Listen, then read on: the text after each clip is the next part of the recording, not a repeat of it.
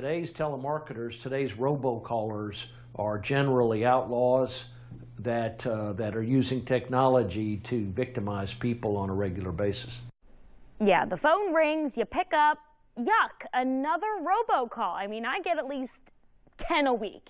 Everybody gets them, nobody wants them. So what can you do to stop them? Louisiana Attorney General Jeff Landry has joined a 40-state coalition in an effort to stop or reduce annoying and harmful robocalls. They definitely produce negative effects for some Louisianans, and as Jeff Bimeford discovers in this Arclatex in-depth report. They start calling like 8 o'clock in the morning, then 30 minutes later, they call again. And that was all through the day till about 8:30 at night. Elderly Natchitoches resident Laura Sarpy complaining about constant robocalls interrupting her rest as she recovers from cancer. Today's telemarketer is a different animal. It's a criminal for the most part. They're outlaws. These calls are absolutely annoying. They're aggravating. They can also basically open the door to scams and fraud and criminals out there that want to prey on just about everyone, including the elderly. Anybody with a phone knows the drill. Constant ringing until you make the mistake of picking up. Then? And they'll start talking about student loans or your insurance has expired or all kinds of different stuff. You won a trip and you know, it just aggravates. So how do telemarketers work? With online voice technology instead of old-fashioned phone lines. They use voice over internet protocol, acronym is VoIP, to make these thousands and thousands of robocalls.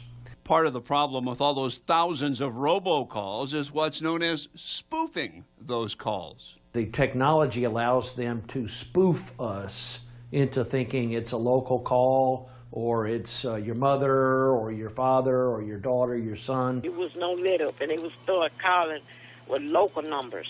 You know, I would answer it because, you know, and I guess that's how they get you to answer. She can call our office. We have a very capable do not call staff in Baton Rouge that administers our state program all across Louisiana. So there's the do not call list, but there are other ways to battle telemarketers. You can download Robo, an app that's received high marks from Consumer Reports. And phone companies themselves may develop technology to stop the telemarketers.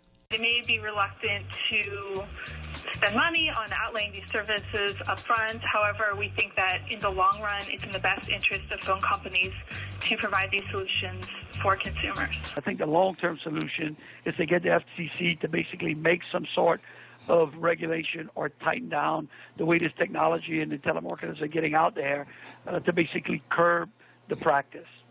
But until then, call blocking on your cell phone, various apps, the do not call list, or perhaps the best advice of all. Do not engage. Do not engage when you figure out or realize it's a robocall or an unwanted sales call. Don't wait for the request to be placed on their do not call list.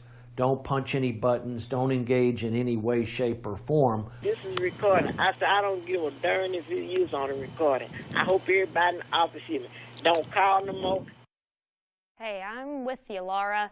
Attorney General Landry has 3 main goals in joining the Anti-Robocall Coalition: detailed understanding of technology to minimize robocalls, encourage telecom companies to expedite solutions, and further recommendations to the FCC. Meanwhile, here's some other technology you can try on your own.